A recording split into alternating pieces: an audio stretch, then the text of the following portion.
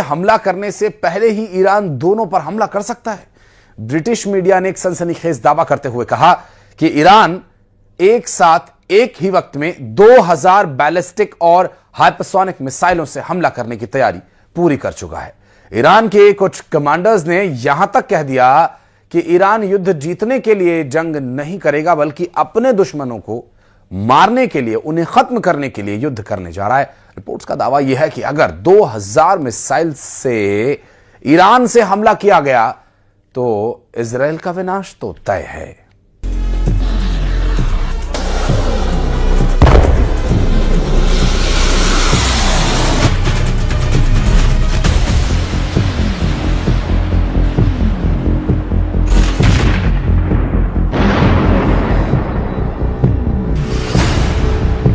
Iran का कयामती हमला, 2000 मिसाइलों से इजराइल अमेरिका पर प्रलय।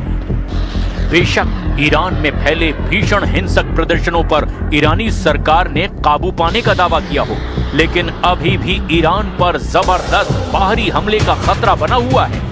अमेरिका का जंगी एयरक्राफ्ट कैरियर तेज रफ्तार से ईरान की तरफ समंदर में बढ़ता दिखाई दे रहा है। इधर इजराइल की मोसाद और अमेरिका की कई खुफिया एजेंसियां ये पता लगाने में जुटी है कि 28 दिसंबर 2025 से अब तक हिंसक प्रदर्शनों का घातक असर ईरान के सुप्रीम लीडर अली खामनेई के शासन पर क्या पड़ा है।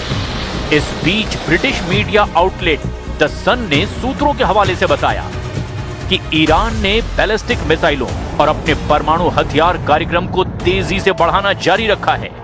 एक्सपर्ट्स का मानना है कि ईरान का ज्यादातर परमाणु मटेरियल बच गया था। ये संशोधित यूरेनियम लगभग आधा टन है, जिससे कम से कम 10 एटम बम बन सकते हैं, जो इजराइल के साथ साथ अमेरिका के विनाश के लिए भी काफी है।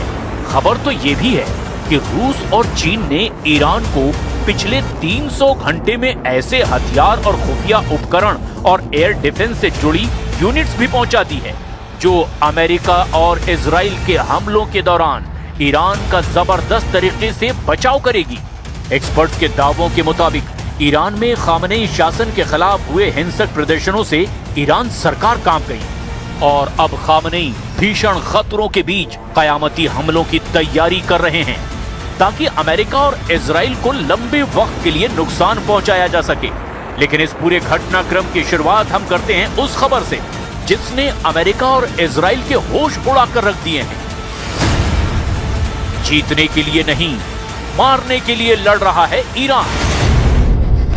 ईरान इस वक्त दावा कर रहा है कि ईरान में हुए हिंसक प्रदर्शनों के पीछे इजराइल की मोसाद और अमेरिका की CIA जैसी खुफिया एजेंसियों के एजेंट थे, जो ईरान से खामनेई शासन का तख्ता पलट करने की कोशिश में जुटे थे।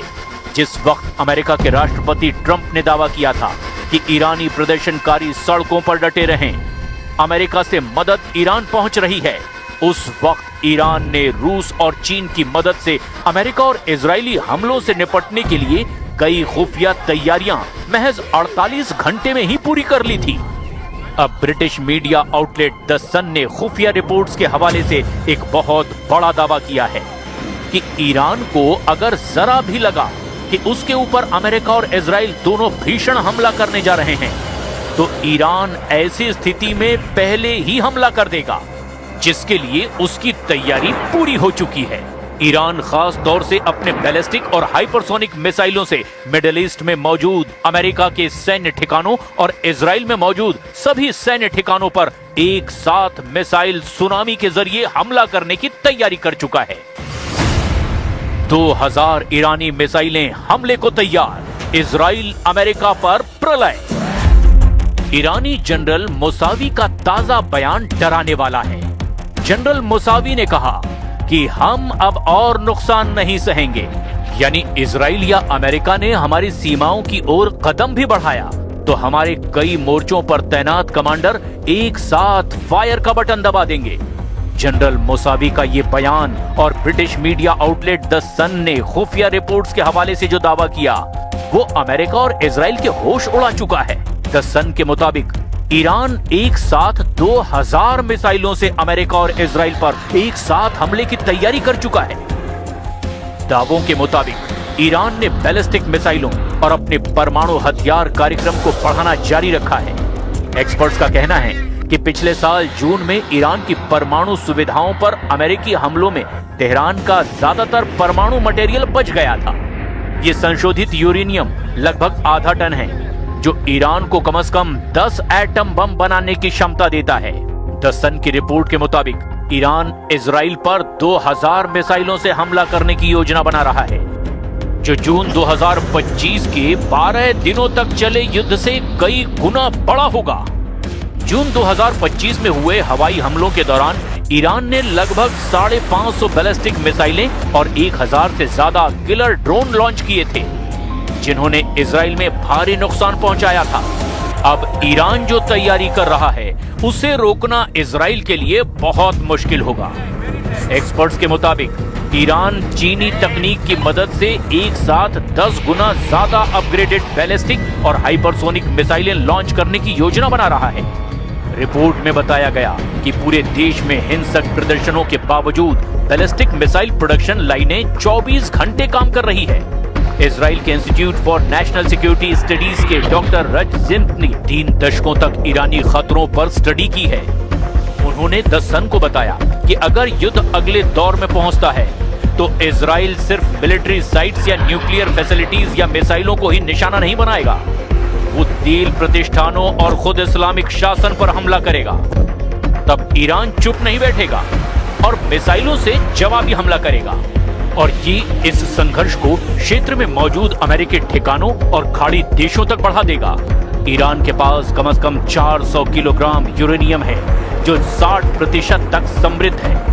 अगर ये 90% तक के सैन्य स्तर तक समृद्ध किया जाए, तो 10 परमाणु बम बनाने के लिए काफी होगा। विशेषज्ञों ने चेतावनी दी है कि अगर इजराइल ने फिर से हमला किया, तो तेहरान सारी हदें पार कर देगा। ईरान ने लॉक किए टारगेट, इजराइल अमेरिका की तबाही तय। ईरान की मिसाइल रणनीति और 2026 की ताजा खुफिया रिपोर्ट के आधार पर ईरान ने अपनी 2000 मिसाइलों के लिए इजराइल के भीतर बेहद संवेदनशील ठिकानों की पहचान की है। ईरान का मानना है कि इतनी बड़ी संख्या में मिसाइलें दागने से इजराइल का एरो और डेविड स्लिंग जैसे एयर डिफेंस सिस्टम ओवरलोड हो जाएंगे और वो हर मिसाइल को नहीं रोक पाएंगे। चीन की तकनीक ने ईरान की मिसाइलों की सटीकता और मानक क्षमता को और बढ़ा दिया है। जून 2025 के युद्ध में ईरान की 10% मिसाइलें इजराइल के डिफेंस को भेदने में सफल रही थी। इजराइल को पता है कि अगर इस बार 2000 मिसाइलें आई, तो तबाही का मंजर बहुत भयानक होगा, और यही वजह है कि नेतन्याहू सीधे हमले की बजाय बहुत फूंक फूंक कर कदम रख रहे हैं।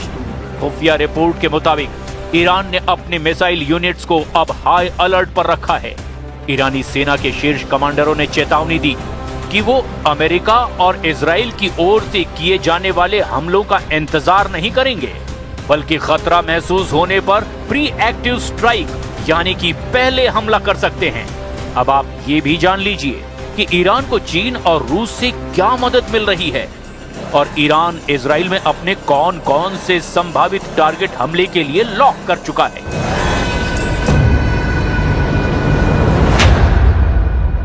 در گذشته وقتی فتنه ای از این قبیل که خب داشتیم، فتنه های متعددی داشتیم، در کشور اتفاق می افتاد، غالبا مطبوعاتی های آمریکا، سیاسیون درجه دوم آمریکا یا کشورهای اروپایی دخالت می‌کردند. रूस चीन से ईरान को मिले हथियार, इजराइल अमेरिका की तबाही तय। ईरान ने इजराइल में हमला करने के लिए अपने संभावित टारगेट लॉक कर दिए हैं, और वो ठिकाने कौन से हैं, जरा इसे भी जान लीजिए। इजराइल की राजधानी तेल अवीव को ईरान पूरी तरह से तबाह करना चाहता है। इसके अलावा इजराइल के किरिया में मौजूद इजराइल का रक्षा मंत्रालय मुख्यालय भी ईरान के टारगेट पर है, जहां जून 2025 को भी एक ईरानी मिसाइल इससे मात्र 300 मीटर की दूरी पर गिरी थी। इस बार ईरान इसे सीधे निशाना बनाने की तैयारी में है। बितियाम और रामत गन भी ईरान के टारगेट पर है। यहाँ के ये घनी आबादी वाले इलाके हैं। पिछले युद्ध में यहाँ की कई गगनचुंबी इमारतों को भारी नुकसान पहुंचा था। इसके अलावा ईरान ने इजराइल के एयरबेस नेवातिम एयरबेस को भी टारगेट पर ले लिया है। यहाँ इजराइल के अत्याधुनिक F-35 लड़ाकू विमान तैनात रहते हैं। ईरान इसे पूरी तरह से खत्म करना चाहता है। तेल नोफ और रामत डेविड, ये दोनों बेस इजरायली वायुसेना की ताकत है। ईरान की योजना इन्हें मिसाइल कारपेटिंग यानी सैकड़ों मिसाइलों को एक साथ दाग कर इन्हें पूरी तरह से तबाह करने की है। हाइफा रिफाइनरी ये इजराइल का सबसे बड़ा तेल और पेट्रोकेमिकल हब है। जून 2025 में ईरानी हमले में यहाँ लगी आग ने पूरे देश की ऊर्जा सप्लाई को प्रभावित किया था। वाइजमैन इंस्टीट्यूट ऑफ साइंस की खुफिया रिपोर्ट के मुताबिक ईरान का मानना है कि यहाँ सैन्य अनुसंधान होता है, इसीलिए ये उनकी हिट लिस्ट में ऊपर है। हाइफा और अशदोद बंदरगाह, इजराइल का 90% व्यापार यहीं से होता है। ईरान इन्हें निशाना बनाकर इजराइल की कमर तोड़ना चाहता है। इजराइल का इलात शहर लाल सागर के किनारे बसा एक प्रमुख शहर है और ये भी ईरान की लंबी दूरी के ड्रोन और मिसाइलों के निशाने पर है। इजरायली कमांडरों का मानना है कि यदि 500 में से 14% यानी लगभग 70 ईरानी मिसाइलें हमला करने में कामयाब रही तो 2000 मिसाइलों के हमले में कम से कम 280 मिसाइलें इजराइल के शहरों पर गिरेंगी, जो इजराइल का सर्वनाश कर देंगी और इजराइल दशकों तक ईरान के हमलों से उबर नहीं पाएगा। اسرائیل و آمریکا در دنیا به اسم تمدن و دموکراسی و دفاع از آزادی دارن با ظلم و ستم در جامعه نشون میدن. تروریستای حکومتی هستند.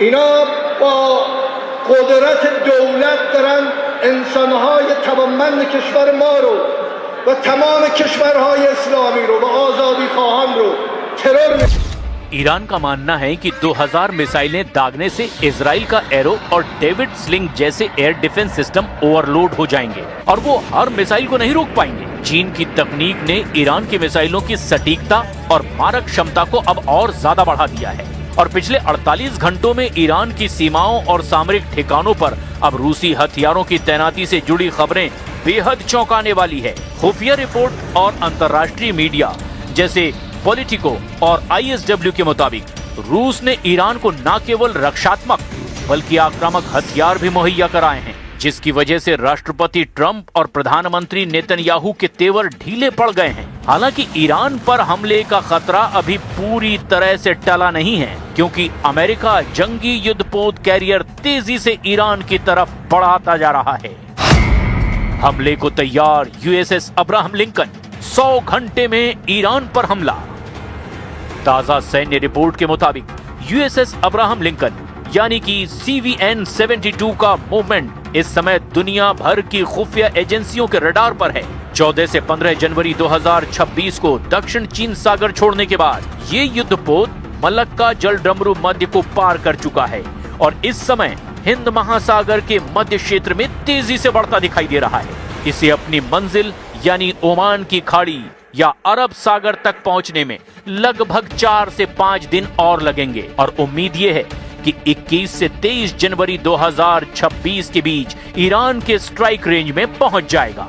पेंटागन के सूत्रों के मुताबिक ये युद्धपोत वहां पहुंचते ही हमला नहीं करेगा, बल्कि ये एक सॉवरेन मोबाइल एयरबेस के रूप में तैनात होगा। इसका मुख्य मकसद ईरान को रोकना है, लेकिन यदि ट्रंप प्रशासन गो अहेड का आदेश देता है तो ये वहां पहुंचते ही 24 घंटे के भीतर ईरान पर हमला पूरी ताकत से शुरू कर देगा।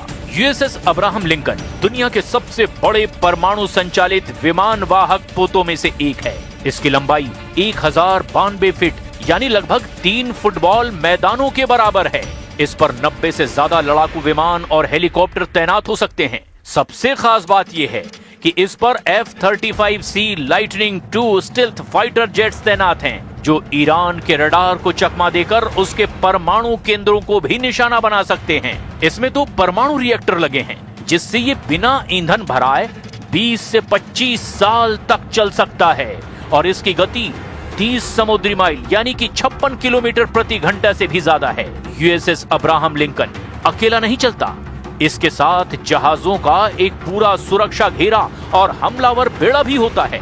इसके साथ यूएसएस स्प्रांस और यूएसएस माइकल मर्फी जैसे आधुनिक गाइडेड मिसाइल डिस्ट्रॉयर भी हैं। ये जहाज एजिस डिफेंस सिस्टम से लैस है जो ईरान की 2000 मिसाइलों को ट्रैक करके और नष्ट करने में भी सक्षम है। इस बेड़े में शामिल जहाजों के पास सैकड़ों टॉमहॉक क्रूज मिसाइलें हैं जो ईरान के भीतर 1600 किलोमीटर दूर तक सटीक निशाना लगा सकती हैं। आमतौर पर इस स्ट्राइक ग्रुप के नीचे एक परमाणु संचालित हमलावर पनडुब्बी जैसे वर्जीनिया क्लास चुपचाप चलती है जो पानी के नीचे से मिसाइल दाग सकती है। अमेरिकी सेना अब सर्च अटैक की तैयारी में है। इसका मतलब है केवल मिसाइलें ही नहीं बल्कि B-2 स्टिल्थ बॉम्बर्स और यूएसएस अब्राहम लिंकन के विमान एक साथ ईरान के 500 से ज्यादा बहुत ही महत्वपूर्ण ठिकानों पर हमला करेंगे ताकि ईरान की 200 मिसाइलों को लॉन्च होने से पहले ही नष्ट किया जा सके। Now I hear that Iran is trying to build up again, and if they are, we're going to have to knock them down. We'll knock them down. We'll knock the hell out of them. लेकिन Iran पर ऐसा हमला करने से पहले राष्ट्रपति Trump को 100 बार सोचना पड़ेगा, क्योंकि अगर जरा भी चूक हुई तो ईरान युद्ध इजराइल के वजूद पर भारी पड़ेगा।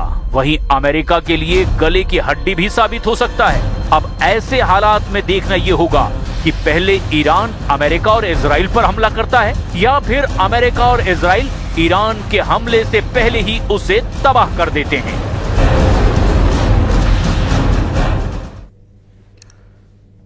तो वहीं ट्रंप ने ग्रीनलैंड के मुद्दे पर कुछ यूरोपीय देशों पर टैरिफ लगाया। 1 फरवरी 2026 से Denmark, Norway, Sweden, France, Germany, Britain, Netherlands और फिनलैंड से अमेरिका से आने वाले सभी सामान पर 10% अतिरिक्त टैरिफ लगाया जाएगा। ग्रीनलैंड में नेटो टूटने जा रहा है या यूं कहें कि फटने जा रहा है। ग्रीनलैंड में नेटो पूरी तरह मिटने जा रहा है। ट्रंप का परमाणु कैरियर इसे रौंदने जा रहा है। ग्रीनलैंड में नेटो बिखरने जा रहा है। ट्रंप के बर्फीले तूफान से हमेशा के लिए दफन हो जाएगा नेटो।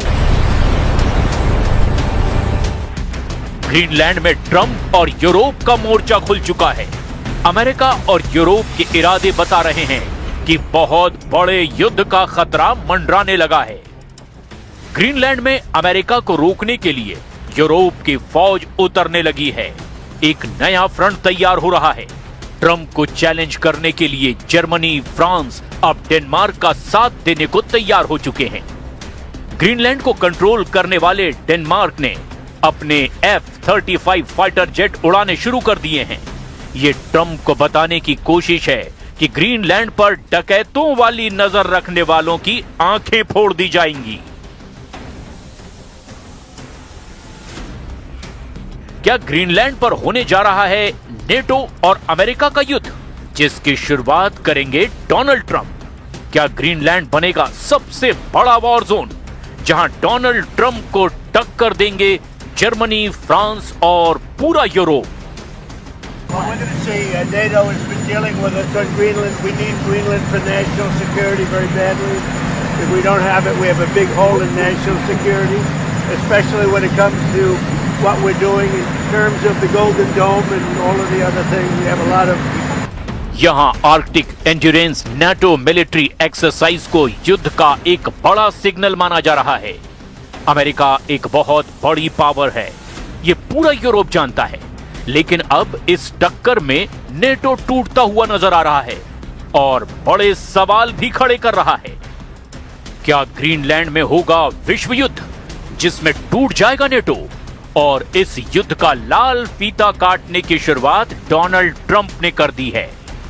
क्या ग्रीनलैंड में पूरी तरह तबाह हो जाएगा नेटो? क्योंकि डोनाल्ड ट्रंप ने इस युद्ध की बुनियाद रख दी है। क्या ग्रीनलैंड में नेटो को खत्म करने के लिए अमेरिकी नौसेना इस बर्फीले द्वीप को रौंद डालेगी? We have got the strongest military in the world and it's only getting stronger. And you saw that with Venezuela, you saw that with the attack on Iran, with the knocking out their nuclear capability potentially. So, yeah, we're talking to NATO. Trump की धमकी मिलने के बाद न सिर्फ Denmark घबराया हुआ है, बल्कि यूरोप में खलबली मची हुई है। फ्रांस ने ऐलान कर दिया है कि ग्रीनलैंड को बचाने की जिम्मेदारी यूरोप की है। मैक्रो ने कहा कि ग्रीनलैंड यूरोप का हिस्सा है और इसीलिए इसकी हिफाजत की जाएगी। Au Groenland, territoire autonome du royaume de Danemark, les Européens ont une responsabilité particulière. Car ce territoire appartient à l'Union européenne, car ce territoire est aussi celui d'un de nos alliés de l'OTAN. La France a décidé de se joindre à l'exercice qui a été programmé et lancé. अब Greenland में Europe की फौज पहुंचेगी तो समझ लीजिए कि युद्ध का खतरा तो बना रहेगा। क्या यूरोप के इस मोर्चे से डोनाल्ड ट्रंप डरकर पीछे हट जाएंगे? इस पर उनकी प्रवक्ता ने भी जवाब दिया है।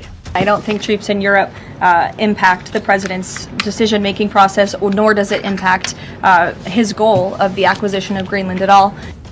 इससे पहले भी कई बार ग्रीनलैंड को अमेरिका के कंट्रोल में लाने की बात कर चुके हैं, लेकिन तब यूरोप में इसे लेकर बहुत बड़ा खतरा महसूस नहीं किया गया।